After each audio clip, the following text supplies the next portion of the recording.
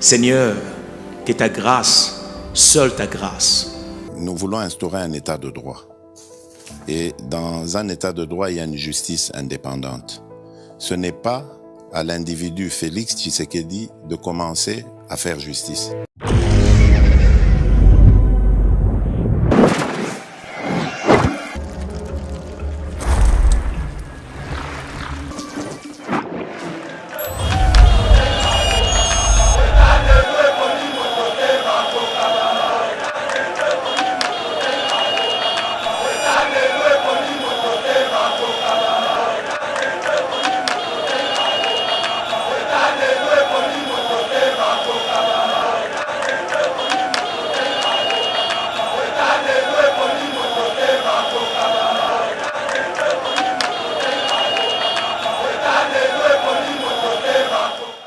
Ndekomit toleki Alexis Tambwe-Mwamba atika Sénat toyeku tukoyoka plus que 4 millions de dollars américains.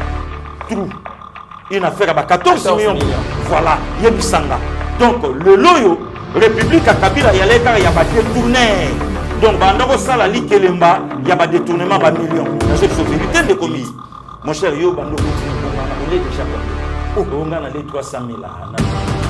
Et le logo encore une fois, justice Zali Kolanela Alexis Tambwe-Mwamba, na kester ya Sénat, monsieur Roubo ya Eric.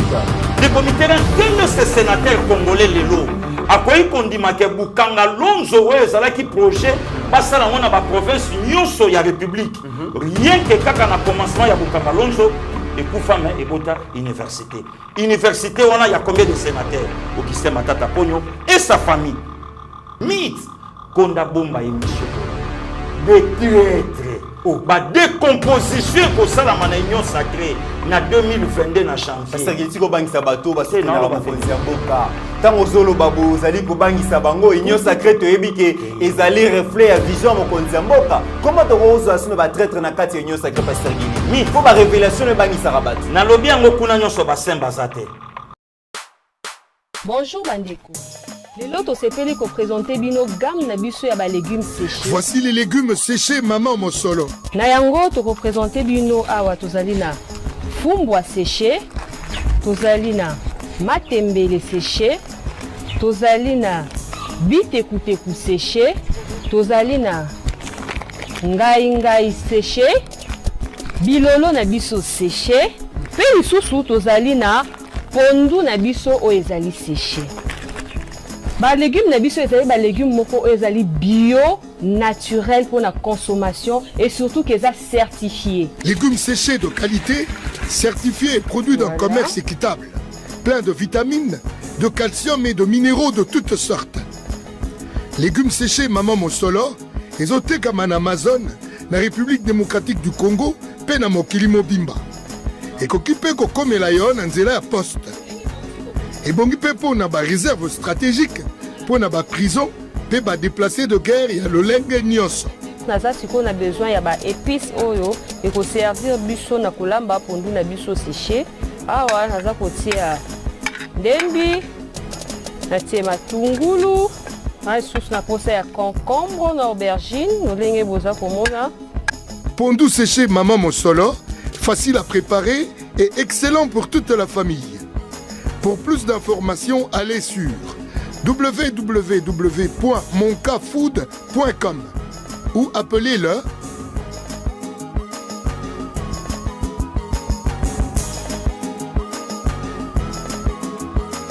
légumes séchés maman Mosolo et Lengue Wapi. Mesdames et messieurs, bienvenue sur Eba TV. Merci de nous avoir choisi pour vous informer. Ndenge boyebi kaka actualité na République démocratique du Congo. Tokobanda na Sénat, Tambwe-Mwamba et Eric Rouboye dans le viseur de la justice pour détournement. Bokoyo Kasoki Basala Kinini. Deuxième sujet, mesdames et messieurs, Togolobela EPST, donc enseignement primaire, secondaire et technique. Au ministre, Excellence Tony Mwamba, Azali ko enquêter sur les spoliation de son patrimoine. Togolobela patrimoine, il y a l'État, au acteur politique, spoliaka, alors que l'État Azali locataire n'a pas et pas particulier mais azana bandako ezana maboko ya batu ba véhicule à l'état et comment ba véhicule la famille toko lobela ngona émission oyo ba jeune kinois bazala lisusu na ba terrain te André Kimbuta en son temps atekela ba libanais na ba indo pakistanais oyo pe aye akomi ko sala makambu na ye Kokonyangi ancien ministre ya je pense habitat boyebi comment est-ce que bambo bandako ya l'état et kabama et pas ba politicien batu musuna mboka oyo ba lokota ba mapango lokola to lokota kambongo na nzela bokoyoka yango à travers cette émission. État des sièges, ministre de la communication Patrick Mouyaya azali kopé sa compte rendu. En résumé, ba ADF bazali sous na quartier générauté parce que armée botoli bango nyonso babomi 35 na 35 wana presque 14 étrangers, bakangi 5 leaders, état des sièges, ezali ko kene malamu ba prolonger pendant 15 jours, mais ma solo ezo kene vraiment ndenge et sengeli. Et dans cette émission, mesdames et messieurs, tokobo sanate ko betali solo ya excellence José Panda oyo lobby azalaki bongo devant ba députés nationaux pour la répondre à l'interpellation à honorable Jean-Baptiste Moïndo Kassé quoi par rapport à imprévision soi-disant il y a gouvernement na makambo qui bon a éruption volcanique. On en parle dans cette émission, le ministre a répondu et puis solution Zouami donc ceux qui ça mesdames et messieurs na ministère il y a travail, emploi et prévoyance sociale et pas puis ministre Claudine Ndusi Kembe azali ko promettre un travail décent mais boye bindenge ba congolais bazo souffrir et pas ya ba libanais na ba indo pakistanais conditions de travail za ndenge nini tokolobela yango lelo heure ya 8h il y a travail za la lisusuté quand on a travaillé de 7h ti 22h pour un salaire il y a moins de $10 par jour et ça grave. Et pour traiter tous ces sujets, nous sommes avec votre mesdames et messieurs na kombo mususu. Na longoli influenceur, na longoli leader, na zobengaye honorable pasteur Gili Bokoala. Pourquoi? Parce que Aza représentant et peuple. Défense à Zosala pour le peuple congolais, c'est plus que les députés bazana hémicycle bazosala. Permettre à ceux qui n'ont pas la mouké combo surnom donc il y a influenceur n'a bengayo honorable parce que ils ont battu belé tous benga ba honorable mais en réalité bazaba déshonorable. Tous mon qui intérêt à peuple bazo défendre un côté mais yo zana hémicycle té mais ozosala musala moko ya représentation ya peuple. Ozo bunde l'intérêt à peuple. Voilà bato bakoyi quand même ko zo combo honorable. Si Léona Benga honorable Gili Bokoala, bonjour. Bonjour de comité Ranaya, bonjour na bande konyoso bazolanda biso de partout. Et loko sali et c'est loko yo coach na biso docteur Maël Alingaka. Omoni le long de comité ran tina komi lobela kaizate. Pour le lo batu bazoya ko escroquer biso peuple. Aya pesio tiche, aya pesio paquet à café, aya pesio sucre, aya pesio bouteille moka bière. Yo pesier 5 ans o ya ke sombela lopango, ya ke bongsa la famille, ya ke kubala ba deuxième, ba troisième, ba huitième bureau. Or voilà yonde mtopesa kiye. Mais le lo biso toza mandaté na peuple. Biso peuple mtala musi biso pour te défendre. Très bien. Donc il y a un moment de comité na ebisaka yo na ko changer malobate. Moi j'aime mon pays le Congo et je soutiens l'institution président de la République. Très bien. Pourquoi? Puisque même Bible lobi yango bonde la pona mboka na yo poli pamboli na yo ezo dépendre na mabele o yo sali. Donc na ko lingate na zo batu ba voix ponga na koma na bosi bango batikala non. Très bien. Oh le long de temps tozo défendre peuple ndé le peuple bandisco koyeba ba o yaye ya solo. Très bien. Alors pasteur Gili, l'autre fois tozala ki na République ya ba pomba République ya ba jouisseur, République ya ba profiteur, République oyo ezalaki ya bango kasizaki ya peuple te, mbongo ya l'état ezalaki ya batu mususu kasi ya peuple te et lelo boye encore une fois justice ezali kolanela Alexis Tambwe Mwamba na questeur ya Sénat monsieur Roubo ya Eric bazali ko reprocher bango détournement. Je vais rappeler les faits. Oui.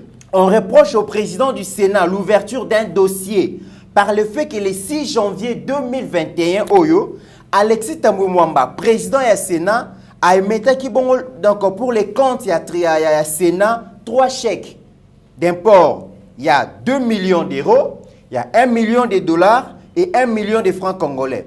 Trésorier du Sénat a retiré mbongo na banque BCDC. Azui mbongo a kopesa conseiller ya questeur du Sénat. Et conseiller à Kester et Sénat a memé Alexis Tambwe Mwamba mbongo wana na ndako alors que les ambongo ya frais de fonctionnement ya Sénat. Pasteur Gili, pourquoi na mboka oyo sous Kabila batu bazala ki punité tant bazali ko yiba mbongo ya l'État? Non, des comités là, il faut comprendre. Kabila est mort à la claire au Lobango. À lobby, cette fois-ci, le quoi pour passer un mandat, nous avons fait la prison pour na en cravate. Malheureusement, ça l'a monté. Le chef de l'État actuel, Fachi, a salé mission mon en 2009, il y a fauteuil blanc, n'a jamais Kassamba. À l'Obakiango, abi même ata mon konzambo kaya lelo à l'époque Kabila, azolo ba makambo yemoko azo sala yango te. Des comités. Lelo tango yolobi ba fe ya boye tokotonga mboka oyo ndenge nini mbongo ezolongwa ya biso mbongo ya l'État elongwe ekei na ndaku ya mutu d'office au matokita détournement déjà détournement et comme pas na yo ndenge nini et leki elongwe pa to mona kiango awa na procès ya 100 jours donc mbongo elongwe landi mutu e mati mutuka ti ba ke kopesa ye ça ne se fait nulle part na mboka mokobo et puis ce qui est bizarre 3 chèques différents koto yo 2 000 €, koto 1 million de dollars, koto 1 million de francs congolais tout ce qu'a fait on a des comités to fandinga na yo awa bandeko ba Holanda biso maman Bijougoya voilà Bijougoya kitenge o lelo to pesi mbote mabeni ni mama sala ya kotuna kaka pesa biso rapport ya réfectionnement ya salle na biso ya Sénat 4 millions ndeko mythe naza technicien de formation on a tangeli yango na classe na yebi ko réfectionner immeuble bâtiment maison entrepôt tout na yebi chimie, nayebi peinture, nayebi application, nayebi fabrication, nayebi yango très bien. Yebi sanga salle kaka ya Sénat, réfectionnement yango ya 4 millions. Palais du peuple Mobimba. Petit paradis. Ou bien petit paradis. Les sénateurs, il faut pas avoir yoga français, les sénateurs doivent être dans de meilleures conditions de travail. On a dit ce qu'on ne vient pas de comités. Mais ne commence à tenir lobby, ça la biso kaka rapport. Donc Sénat et longwa qui a peuple, Sénat et comment qui a yé. Donc aux ana droit ya kotuna ngate. Ne commit na Sénat et si comme bali baza majorité, ba donc bango moko ba fandi ba se permettre ba tutoyer être faible moi si. Donc azo régler ba compte boy na misu ya bato. Pour ba sengi kaka keza bongo na yote. Rendre compte à gestion. Ne commit toleki. Alexis Tambwe Atika Sénat, Toyoka plus que 4 millions de dollars américains. True. Une affaire à 14 millions. Voilà, Yebisanga. Donc, le loyo, République à Kabila, il y a des détourneurs. Donc, Bandako Salali Kelemba, il y a des détournements de millions. Dans cette vérité de commis. Mon cher Yo Bando Kotine Bongana, on est déjà combien? On a les 300 000 là, on liété. Donc compétition compétition yango moni batu baketi plus loin babi bon bino bwana ba millions za mukie biso siko carte visa to banda ko jolango la chaque mois na source ya la donc ya biso miti batu baketi plus loin ya côté quand même mabele ya mboka ba carré minier et comme ya ba paye comme ya bango batu baketi plus loin ya kotangisa makila ya bandeko na bango ba congolais na est en comparé avec le rebelle au kutango wapi yango leloyo tango justice yé na mboka na biso justice ya règlement de quantité justice ya acharnement justice oyo eza obligé élever la nation ndenge bible loba maintenant ce que papa Alexis Tambwe ya opesa biso ba fait au salanini na chèque à 2 000 €. Au salanini na chèque à 1 million de dollars américains. Au salanini na chèque à 1 million de francs congolais. De francs congolais. On a coûté le côté Panabango. C'est le côté. 1 million de francs congolais. Ça représente crédit. Ça représente quoi, Mitz? Moutou avandi à 50 000 $ par mois. À côté ici place sur Kosala. À Zui. 1 million de dollars américains. Et ça pour naba pauvre Péchou na Bagili. Un pauvre, malheureux.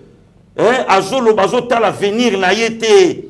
Et puis Alexis Tambwe arrogant, aya le baraki bon mbongo et le côté. Il a raison. Il a l'argent. Mitsingana yo na mutobota mite vie wana DG ya sominki. Tu na papa na ya. Tu solo na papa. Azana raison. Asakana la. Alongwe DG à l'époque DG ya Ofida.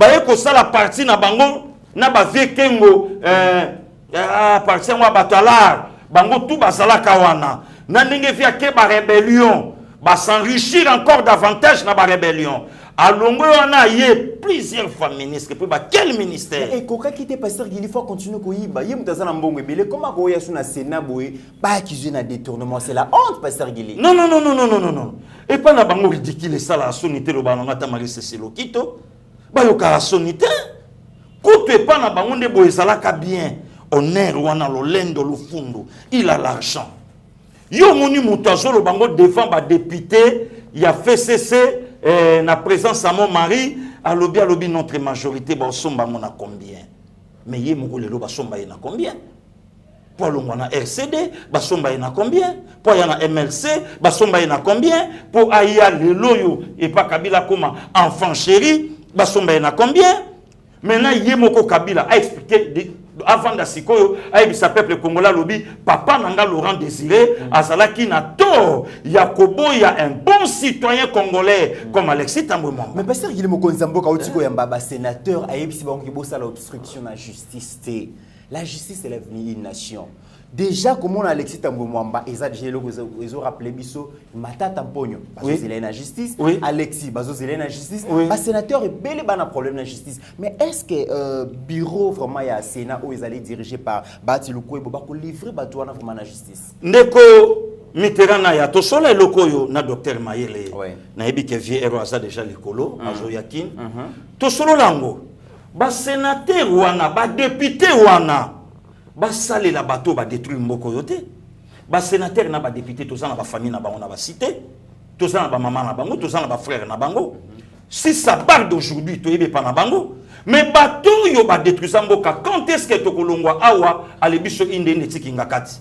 to ko mambula nini mais bango to yebe pa na bango de comité quel est ce sénateur congolais lelo akoyi kondima ke bukanga lonzo weza qui projet basala ngona ba province nyonso ya république rien que kaka na commencement ya bukanga lonzo et koufame et bota université wana ya combien de sénateurs Augustin Matata Ponyo et sa famille non qu'on se le dise de comité babimi si bon campagne à l'américaine des jets permanents Mokonzi Mboka kalazui mwasi na yape sabi salela ye prière. Mbongo nyoso ba société pana ye. FCC sortie officielle na stade. Batu nyoso balati bilamba pembe babi FCC. Média nyoso ya mboka bloqué au profit de l'FCC. Le candidat malheureux mais après koko ya na ye hôtel Makasi etongami na Manima. A détourner mbonga campagne na ye. Mbonga campagne. Mutu wana ngaka sa la président de la République na biso. De comité est-ce que biso ba congolais place to fandi? Est-ce que tu veux comprendre le destin en mboka na biso ou bien tu veux vivre quand na mutu na ndenge na ye? Non, on décommite. Donc il faut ba sénateur, ba député, ba la kisaki adultère na bango papa qui somba lobaka na 82. Ouais. Ayebisi dragon ba ok beta soki na garwa soki wapi.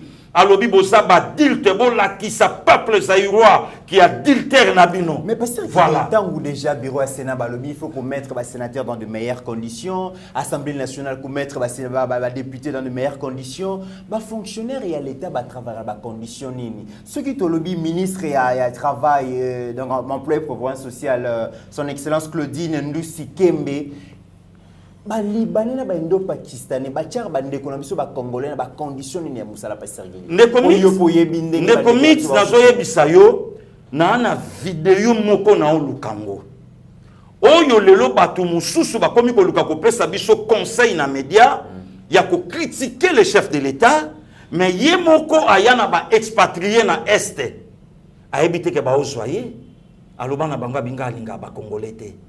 Oh, d'ailleurs na kopo ndenge to yena ngoto sa ba congolais ba kotate. Yeza congolais. Congolais. Nalinga ba congolais. Congolaise. Aza congolaise. Nalinga ba congolais. Alinga ba congolais. Mais soka sali ba sortie médiatique, azo linga faire montrer na peuple. On dira linga ka bango. Ndele lo batu ba yela biso, ndeko mythe. Na che batu tout na défi. Lelo na plateau na onengo ya mbinga. Sous caméra HD le grand génie Steve Konde o yazo continuer ko saluer toujours Francis Kamanda. Depuis Cap. OK. Il y a quoi y a batu batale la biso ba supermarché nyonso balak sa biso le gérant congolais azadi Nga na pesca devoir à domicile de comité. Supermarché nyo soza ya ba étranger. Siko bala kisabiso nga na sana Kinshasa, bala kisanga supermarché moko oyo gérant numéro 1 congolais. Rien. Rien. Ne komito fungola mpoke ya ko expliquer batuke bato yo lelo bazolinga kopia biso leçon nde batu lelo bayana bapaya bacha bango liboso bango babomba manasima ko la excellence Claudine Claudine azana kati ya travail to yebisaye il y a des sociétés na katamboka na biso moto abanda soki temporaire lelo 5 ans temporaire 5 ans mais na kata société on a engagement so salama bateau bazo kota place bazo tezo e banate mais bateau ba vandi wana ba bandi temporaire installation ne loko moko bo après temporaire ya laka voilà journalier bateau ba osala ki journalier wana ba vandi ba nyoko mena be ba yoki ka lobi bangage ki mutu moko koti azui mutu ka azui salaire bien azui bureau abandi musala non ndeko mitera bande kona biso ba congolais bazo salaka na ba chantier bazo salaka na ba maison na ba ville yo komona maison kanga mais 20 heures ya zotanga mbongo pour ba pesa ye moyena $1 heure supplémentaire ezalaka te azape ne loka koloba te pourquoi puisque ba paya nyoso zo mona wana baza sous couverture ya bato makasi mboka na biso notamment régime passé. Des comités, un ministre honoraire, Angaka Pia Biso Tolia ou Alobi na Makamunyoso, Ezole Kanakata Mboka. Ok. Mais le lot Azalaka giflé par un Libanais. Ministre de la République. Ministre de la République. Le lot Batubatine de Libiso, vidéo ya Macron. Nalandi même à ta tweet. Il y a François Hollande. Même à Marine Le Pen. Il y a Marine Le Pen, il y a Angela Merkel. Abi, c'est inacceptable. Mais tala n'est pas congolais, ba boki vidéo en partout. Tala. Mais pourquoi pas biso ba congolais toujours condamné ba propos o ezolo ba malelo na po ya mokonza mboka. Pourquoi pas les lots de committerans opposant moka vanda lobi une marionnette, patin, placebo. Pourquoi pas les lots condamnés yango? Te condamné en côté? Pourquoi pas les lots condamnés à propos ya ba journaliste? Mais tala na poto Angela Merkel a dit opposante à Macron, mais oye Salami non. Amatumula Amekabonga Kenda. Voilà. Marine Le Pen Kouta Lobi, Naza principale opposante à Emmanuel Macron. Voilà. C'est inadmissible. Il y a touché l'institution président de la République. Mais tala le na réseaux sociaux n'est pas congolais comme Michel Nabango. Tala n'est pas gifler Macron. Tala n'est pas gifler Macron. Tala n'est pas gifler Macron. Tala n'est pas gifler Macron. Mais notre président de la République, Bazo Fingaye même na ba journaliste wane comme liberté d'expression. Amatungula Mekaboy Azana Samabele. Voilà, wane comme Armatungulu. Voilà. Wane comme démocratie. Il y a Armatungulu à Simba sacré, il y a Armatungulu à Simba saint. Quoi bambaki libanga. Mais on remarque que même à ba garde rapprochée, il y a Mokonzambo ka basimbi na mutu wanate. Baby que justice au salame tilelo kora arma et mon anate moyen to lobelango ezate moyen botu nango ezate mais balingi balati sa mutu wana titre monene le père de la démocratie il a dit il a fait il a dit quoi il a fait quoi voilà des comités donc le lo autant batu mususu bazolinga baloba ou bien tout ça eloko mususu il faut to comment à un certain niveau congolais avanda atala mboke zokende wapi chaque année to bimsaka ba diplômé na mboka oyo. Chaque année, tu as licencié. Donc, titre belé na bamboka mususu otangoli na Afrique au kutangote, au kutangoka na Congo. Très bien. Mais il y a ce que ça les a. OK. Batulelo bas créer babilo kebele, basu ba pesi yango bapaya, biso ba na mboka tokomaka ba marche pied na bango et puis na média ko parla ka pona peuple oyo bango ba abandona, peuple oyo bango ba tikana nsala, peuple oyo bango ba randa misérable, ndelelo bango siko ba koma kolobela peuple. Très bien, Pasteur Guili. Alors Tokuboa Kapembele pas ministre Jean-Pierre Liao, Pasteur Guili. Voilà. Conditions donc au milieu du travail à Bakongo, les autres places va fonctionnaire il y a l'État Basalaka, il y a Kinshasa qui vous appelle moi bien coûte. Mais là la province au tali bureau il y a l'État, au lobby l'État congolais allait coexister, tous allait coexister. Aux autres là vraiment que donc n'habiter comment est-ce que va travailler dans les conditions là. Des comités n'ont yebisayo en commençant par Joseph Kabila. Et ce bande, Bazaba tout le peuple congolais qui même attaque applaudir. nazo senga même ndambu ya bato batikali kuna na monaki na messe même ata le prélat Mosengo ayoka soni ndeko Mitterrand ko bengisa bato na résidence au salle la bango messe. Hier Kabila était président de la République mais a utilisé qui terme nini médiocre. Oui. Kabila président de la République médiocre. Aujourd'hui Kabila président honoraire chef de l'État selon le prélat catholique Mosengo. Voilà, à cause d'enveloppe, à cause de Joe Biden et Bimaki. Mais sûrement, sûrement. Bimaki. L'autre prêtre c'est son neveu Abekoko, c'est son neveu. Donc et comme il est comme Jacob, il y a tout ça la messe, tout ça. Jacob est côté une église. Mais bien sûr. Bien sûr, des comités. Pasteur Guili. N'a pas vérité. Na lobby, na zolobano vérité. Occasion loupée. Na cardinal Mosengo, peuple congolais batanga yeti suka mikolo na ye nde yango wana. Place ngalo banga bango bosakana ki na Nzambe. Place ngalo banga bango bosakana ki na basali ya Nzambe. Place alingaki à vendre même. Son frère, son déco, et Kofo. Place Angaka Loba, lelo to suki wapi, na makambo bosala passer Koutino. Place Angaka Loba na bango, où en sommes-nous aujourd'hui, passer Lukusa dans l'au-delà. Place Angaka Loba na bango sur la mort. Yamo sene kataliko. Place Angaka Loba na bango, mort, ya cardinal Echou. Place Angaka Loba na bango, ba vérité en face. Nde yango wana. Occasion loupée. Et les loyo, les prélats, azo sengato sambela. Pour le président Joseph Kabila et sa sœur jumelle. Mais il était au pouvoir, chef de l'État. À qui médiocre pour Naye. À qui médiocre pour Mosengo. Et le lot a vendu mon président comme président de la République. Voilà encore la médiocrité. N'est-ce pas mon Levier.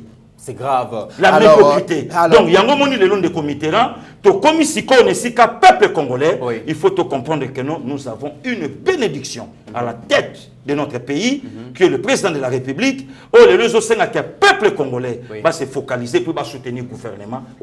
Très bien, Pasteur Guili, la spoliation, il y a patrimoine, il y a ministère enseignement primaire, secondaire et technique. Et ça, l'école est spoliée, ça, l'école Mobateka, au moins l'école les alliés, mais les beaux écoles, magasin indo-pakistanais, antenne à Vodacom, Bakata grande partie. Voilà. Mais pourquoi Pasteur Guili, place au bazali ko transmettre savoir na bana, place au bazali ko former génération ya lobby, ba élite ya lobby, mais ba école les ali ko tekama, au comment école kotoyo, bateka basala bar, bateka basala ba magasin. Tout ça n'est pas des responsabilités. Il y a des acteurs politiques à Congo et ça à niveau ni. Le comité là, il y a toujours ministre à EPST, il y a un promoteur à l'école privé. Tu vas seper la bille à Babiza. Tu vas seper la bille à secteur. Pour maîtriser ma cambo. Nasuka nango foufou hein. Zéro et l'autre côté. Le comité là, il y a beaucoup de choses à l'école bateka. Ba maman na katia mboka na ngai na zana Kinshasa ba papa. Tolala tolamuka un gouverneur à côté de biso frais. Baptisé on a comboné. Frère Kimbuta. Futa Minerval. Futa ba frère école, soko futi frère Kimbuta te ba bengani yo. Ba bengani yo. Nde comité na ya natangi ndeko nanga Chéri Kambundi, natangi na frère na Christian Lusakweno. Ba yamba gouverneur ya kala na téléphone na lobby na bango, nani ayebi teke na kata villa Kinshasa, na tongi une affaire ya 300 écoles. Na lobi na yo de Comitera soni na mukongo ya bapapa oyo ezali soute frère Kimbuta bakotisa yango. Donc parents yo sofa futa frère wani alaki bien, mais il y a un président ouais c'est là qui na carte la constitution l'article 43 alobi non to valoriser maintenant la gratuité bitumbe bandi place wana. Non, gratuité, on a possible, il faut batonga l'école. Mais où sont les 300 écoles construites dans l'ancien gouverneur? Il y a 1000 écoles, il y a Matata Ponyo, il y a 1000 écoles, il y a Augustin Matata Ponyo. Non, ne commit. Donc il faut tout comme à un niveau, les sénateurs, les députés, trop c'est trop. Trop c'est trop. Donc, dans un sénateur, il pour protéger Mouto ya Yibaka à l'époque ministre. Dans un sénateur, il pour protéger Mouto ya Yibaka à l'époque gouverneur. Et puis, tant qu'il y a Yibaka à l'époque gouverneur, il y a Zalakanani. Tant qu'il y a Yibaka à l'époque, il y a un ministre, il y a Zalakanani. Il y a des révélations. Oyo e banda kobimaka du jour au lendemain na mboka na biso que Kabila et ses bandes bane loka olobate le loba carte visa ebimi. Lobby encore musu se kobima. Ce qu'il y a de plusieurs personnes na régime passé Gilles Alingeti moka lobiango na yebi ke bozokana bato bazokana bazokana sango bazokana Christian Bosembe bazokana Pasteur Gili objectif ça basila na bango c'est pas un problème mutu nyoso aza na suka vi na ye soki yo moni ke o en finir nanga eza na bato bakobima 10 000 que plus que Pasteur Gili à une seule condition que yo okufate. Ah déjà donc bon en tout cas vous placez bateau partout s'il faut même bobeta bobo palanga inabino c'est pas un problème mais bateau yo babomaka Arma Tungulute bakunda na concession kuna oui Fidèle Bazana le logiciel c'est bando ça peut bateau mususu bayeba ke même ilikamba rosichi manga le lona ne et bandité même ata oya Thérèse Kapangala le lona ne bandité donc ceux qui boche Israël Mutombo ceux qui boche Christian Bosembe boche Pasteur Gili c'est pas un problème mais bayeba ke quand Kabila va détruire mboka na biso na condition tout de commit otoloba likambo eza likambo ko betela ngali solo tant tozo ya na yo musala ancien ministre et habitat ceux qui na urbanisme mais ba maison nyoso ya l'état Mobutu atikaka tout olo ya boulevard les a shooté bakaba yango pona nini mutu wana abatele bonga par rapport ya mentor na atika la ministre akaba ndaku ya l'état bainaza à l'époque bainaza biso to banda sakana na ko beta babale na banda ko ba l'état na ba quartier le lorien bateka yango na le tout puissant Jean ndaku na Gombe moi sinaza clair au lobango habito kutaka ndaku bongo biso to lokota na biso azana ni po lokota ndaku na le tout puissant Congo yango ya bango le commit c'est pas pour rien au banda ki koyoka muto sala campagne na bibiso to na mopatas nzoka mopatas ki muyibi mais non c'est vérité ceux qui zaka oyiba ya koyiba mbongo na biso tata mukolo asala aza fier na koyiba vol intelligent vol moya yiba na wenzete balanda muyibi était ba créer leur stratégie ba créer leur plan ba créer leur projet ba créer leur carte ba créer leur cravate costume ba créer leur donc les solo ya carte na mirka na la dans le bureau climatisé l'état pesa ba sala musala ba no fa na pona ko réfléchir comment koyiba mais non bango ba vandi ba zo raisonner otali mutu ba titre belé otali mutu ba valeur belé ba diplôme belé au monde na nzela na ba cortège belé asa pressé pour nzela kende bureau zoka bureau ngo kende musala ya kimuyibi bazo kende yiba mbongo na biso ya mboka bazo tonga banda ku miti nazo modir ba famille na bango miti nazo modir ba na bango tata nyonso mama nyonso aleisa bana na ye mbongo na biso ya muyibi le lobiso tozo bundana destin le lobiso tozo bundana vie mwana ya mukia zana immeuble ya munene kota cimetière à Gombe bato a danger oyo nyoso le loba yo sala ndeko naya maréchal Mobutu sala kango Mobutu croyait que soki na propulsé bananga comme naza mokonzamboka boti bana ya mibali avant c'est bien mais Jean-Paul Niwa Mobutu est parti à 38 ans. Né le 12 décembre 1954, décédé le 9/9/1994, à flair d'âge, le fils aîné de Maréchal Mobutu. Moins de 40 ans. Kongolo Mobutu alias Saddam. Saddam est parti moins de 30 ans dans les années 98, une année après la mort de son papa. Tout se paye ici-bas. Le tout-puissant Maître Madova, décédé en 42 ans, à flair d'âge. Bindo a sali et l'oko na ye, bindo a escroqué. Moi, na Mobutu aye ko sala Madova, ce qui promotion. Bato babino, ya moi na Mobutu sérieux ko sala. Baza déjà na mbon na bango, a ko escroqué batunini. Ba parents ba teke le pont dans les années 92-93, ba koti simbong et pas Madova production, Madova kanga. AVC bandawana. Bato ba kufa, oko funda manda wapi. Mais la justice bazoko dessiner yango na chaussure nana o dirige mboko Maréchal Mobutu tata nani tata na bikende funda place olenge nzamba joye na 42 ans konga oyo batukutu baye bakate décédé en 32 ans donc Mobutu a perdre ba gourou Aujourd'hui, il y a des généraux qui font libana à flirtage de soucis à qui moi nangazotanga mazana armée oh nana ya konix. Même les bateaux ils n'ont pas les mots cannabis au mythe nazo moudir bango. Oh, Pasteur Guili. Je vous dis. Vous allez dire bango. Na moudir bango. Pasteur Guili. Et ouvertement mythe nazo moudir bango. Mutu nyonso oyo alia mbongo na biso. Mbongo ça ya peuple.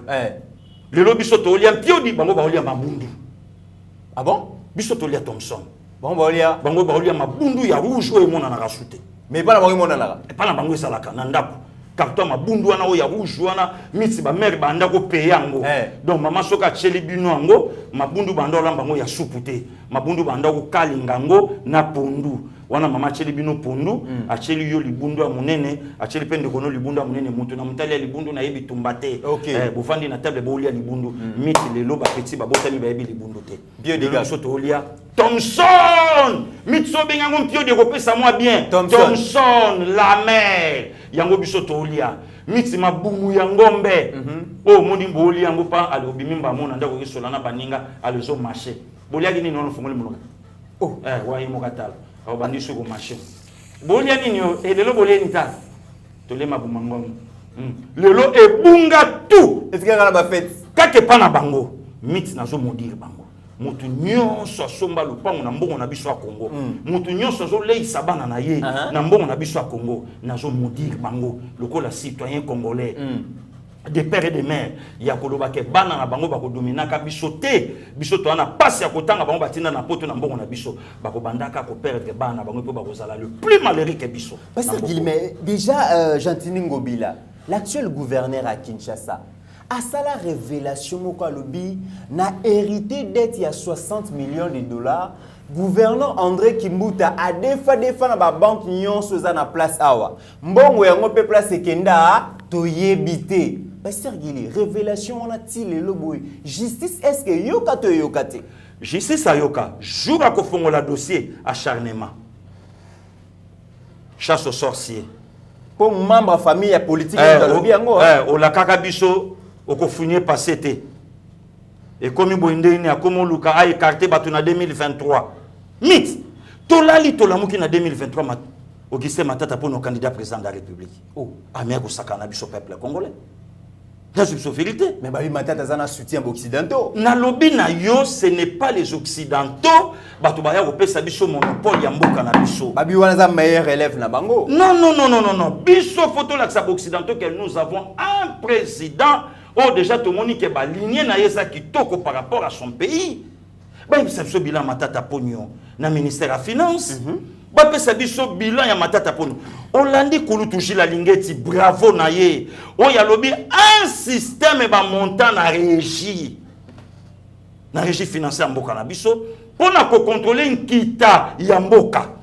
Et les kaka na maboko ya batu nyonso. Donc ya batu moko boye approprié.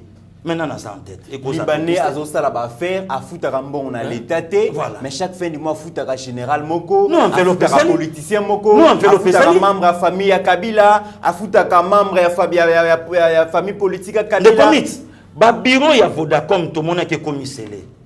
Mais le plus grand actionnaire dans Vodacom mona, et qu'on s'appelle famille à Kabila. Et qu'on s'appelle famille à Kabila. Donc il a qui si que makambo nyonso etali ya mboka biso etali bisote biso toyende ko sise oyo mboka zanango. OK. Voilà ndekona. Donc babiloko wana il faut le peuple congolais. Batu na muto ya zolinga akoma candidat tango azalaka ne bonga songolo eloko ni asalaka na peuple. Voilà pourquoi on mokonza mboka tango azui mandat na ye na UA. Azala clair alobanga lobi nazo kamwa peuple affamé. Oui. Peuple nanzala mais azo betela ba politicien maboko. Ndenge moko na este. Peuple nanzala basa même pas nanzela mais bazo réclamer libération ya moto. Très bien. Des comites. Pasteur Guili, des comites. Tobita no li solo marambozolo ba wana. Pasteur Guili, d'après l'information tout ça li, nayebi que la mère Mende aleka na ministre ya hydrocarbures. Oui oui. Ba le bible la mère Mende est très intelligent. Ba bamso benga ka nationaliste, alinga kamboka. Excellence Didier Bidimbu, ba PC ministère hydrocarbures. À lobby, si tu comme à fin de l'année, à Koki ko réunir au moins 1 milliard la caisse à l'État. Voilà. Tu l'as dit, information, Congo tozana 16 blocs pétrolier. Ok. Oh, et ceux qui bloquent mon côté qui ont prix au baropé ça, c'est 2 milliards. Voilà. Ça veut dire que ceux qui politiques, moko rationnel et ça la mis la tête à ministère hydrocarbures. Secteur à hydrocarbures et coquille coco ma deuxième après secteur à mine. Tout et coquille peut remplacer mine. Mais pendant 18 ans, Pasteur Guéli, l'ambition dans secteur à hydrocarbures et ça l'a raté pour nani. Le comité là il y a ezanangoli kamba pour voir les fastés. Le vrai problème est que tozala qui na batu oyo batikala qui jamais collé na mboka oyo. Na je vérité ndekonaya.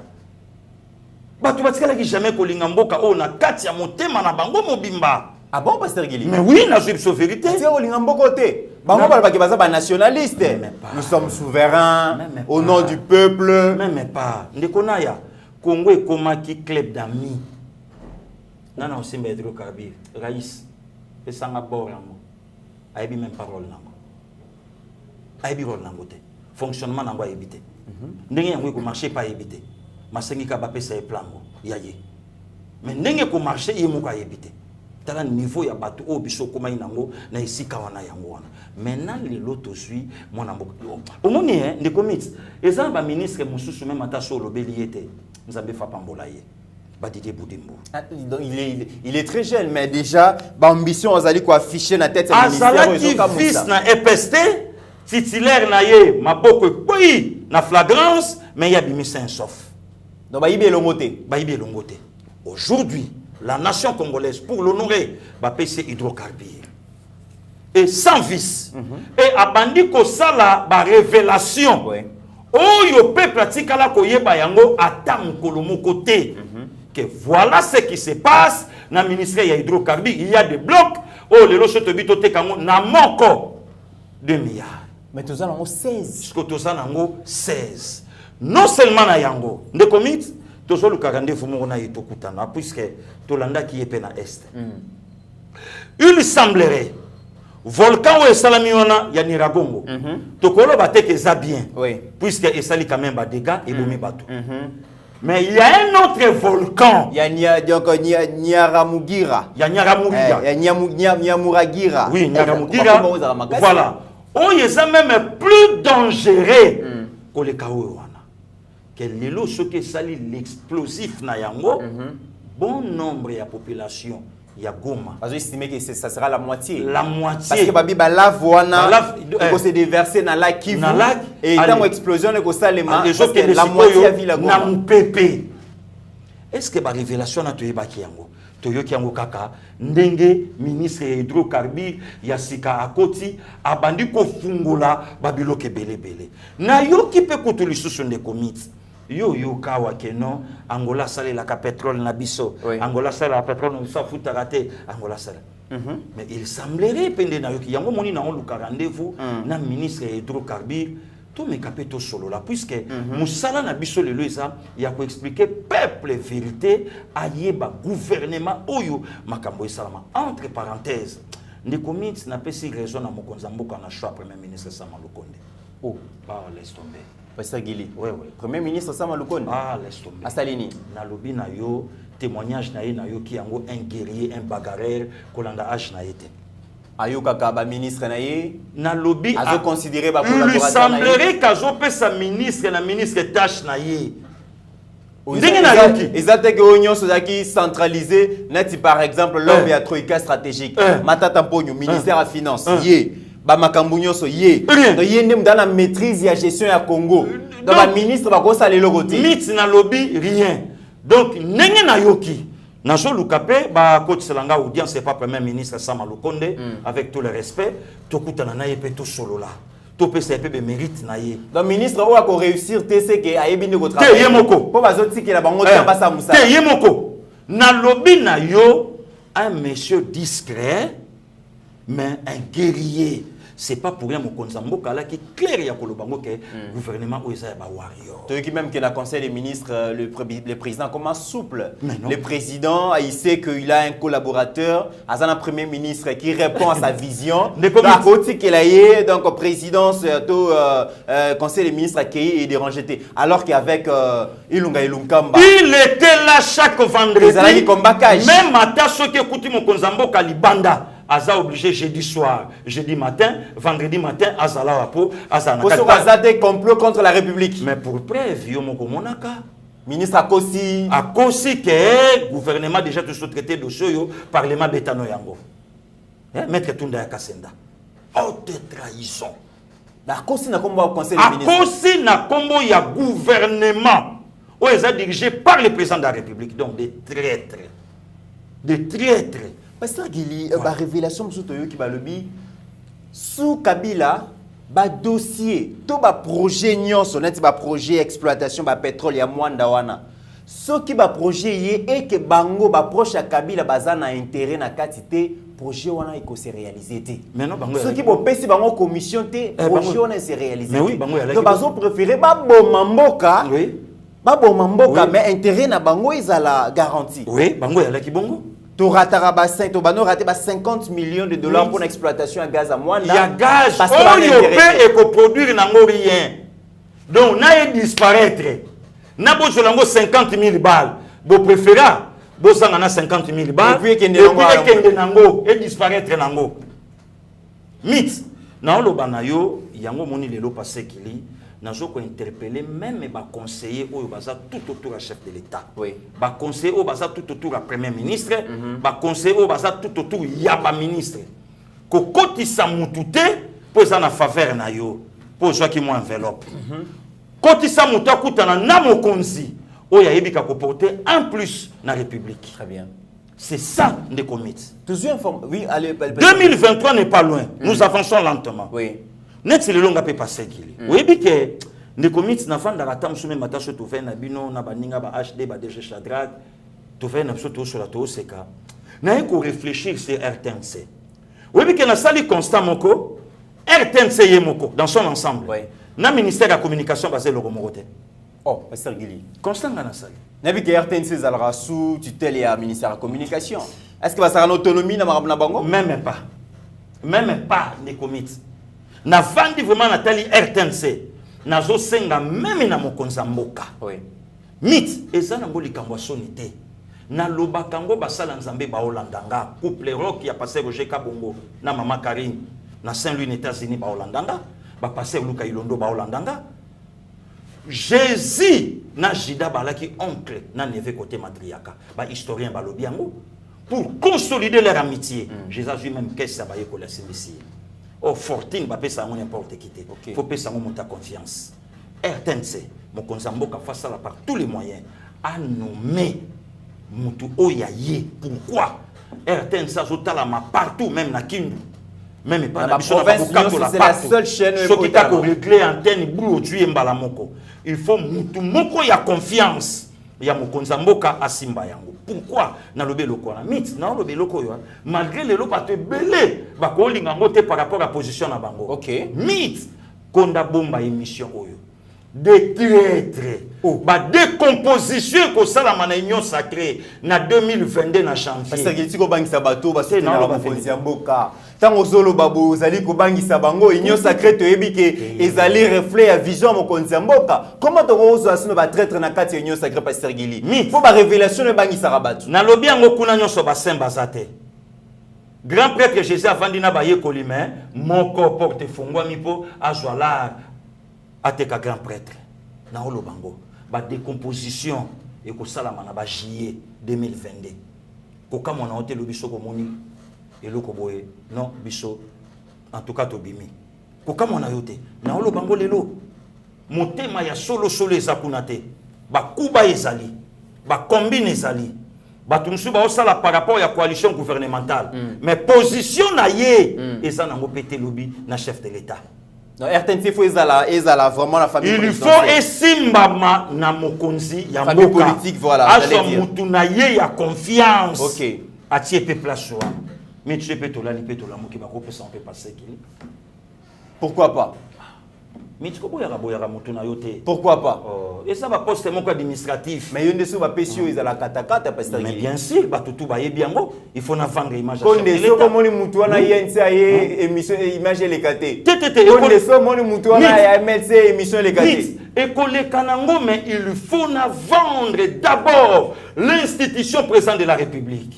éruption volcanique et salami TV5 à kati ba chaîne na ye azozwa mais RTNC azocha et donc on a chaka ma sexologie achaka makambo sexualité dans le mariage non l'importance du sexe dans le mariage hier RTNC ba yebisi importance du sexe ya la dans mariage yo tuna RTNC ba yebisa ki bon non non te ande parce qu'il pourquoi ta musique te to suka na wala to boya sensibiliser biso pamba parce que na sali ni mix RTNC mdelwe lo kwana RTNC wala ta biso to za to mon image ya Niragongo ya Niragongo ba la exceptionniste RTNC maman na thème l'importance du sexe dans le mariage donc RTNC ba yebisa ki importance du sexe ça dans le mariage.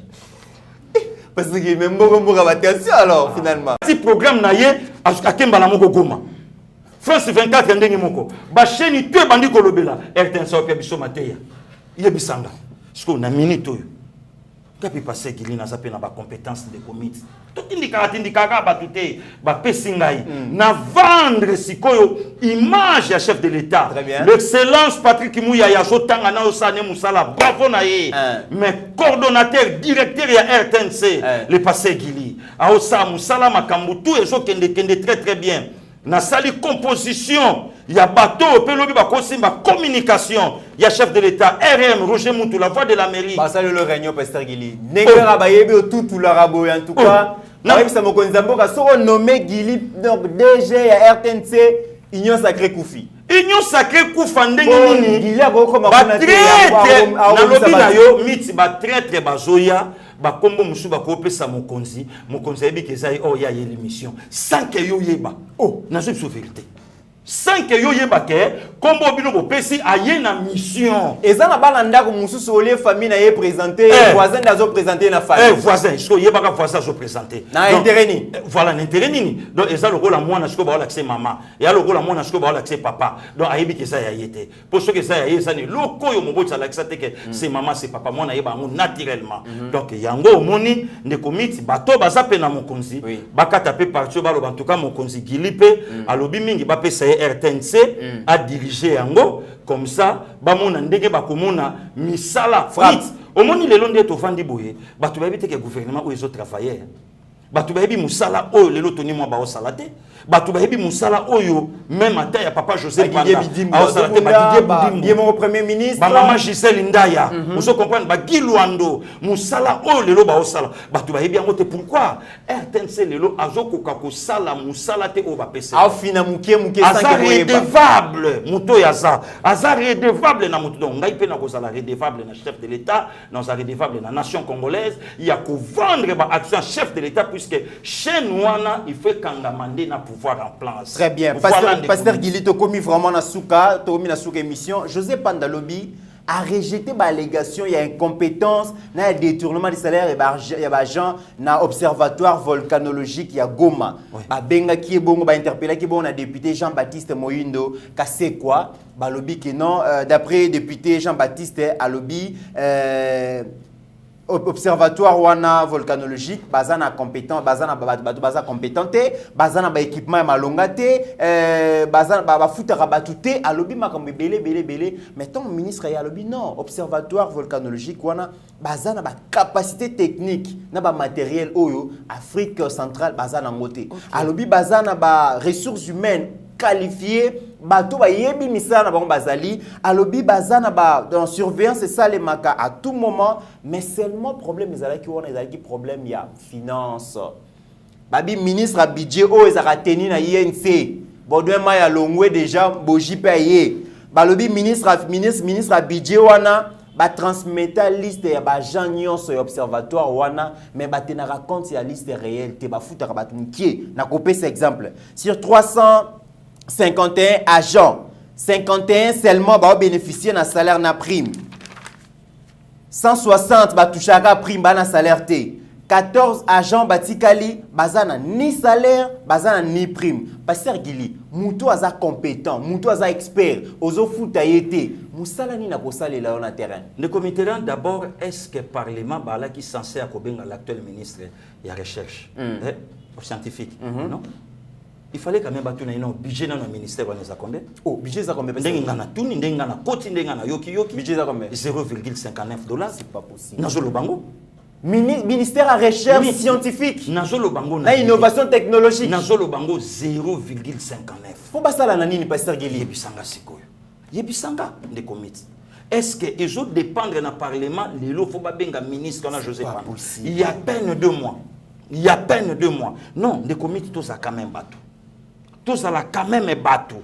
Que ton bozo benga moto yo aya a expliqué makambo bino bozala na parlement bomona ndenge motion ekotaka mabunda avant de la rejeta boya yango. C'est pas possible. Pasteur Guili. Les gens la nation budget à recherche scientifique. 0,50. Avenir ya mboka eza na recherche scientifique. Eza na innovation technologique. Comment to rodi kozala vraiment to na ebité. 0,59 $. 0,59 $. Voilà, na suki wa. Parce que bango moko baloba soki nga na kosi ou bien soki nga na lala kapungi na okanisa mboka namba. Mesdames et messieurs, to komi na suka émission sérieux ya mboka etale makana ba ministère mususu. Avenir ya mboka na biso na recherche scientifique na ba innovation technologique. Parce que mboka na biso ndenge kozala lobby esengeli ba recherche bandalelo.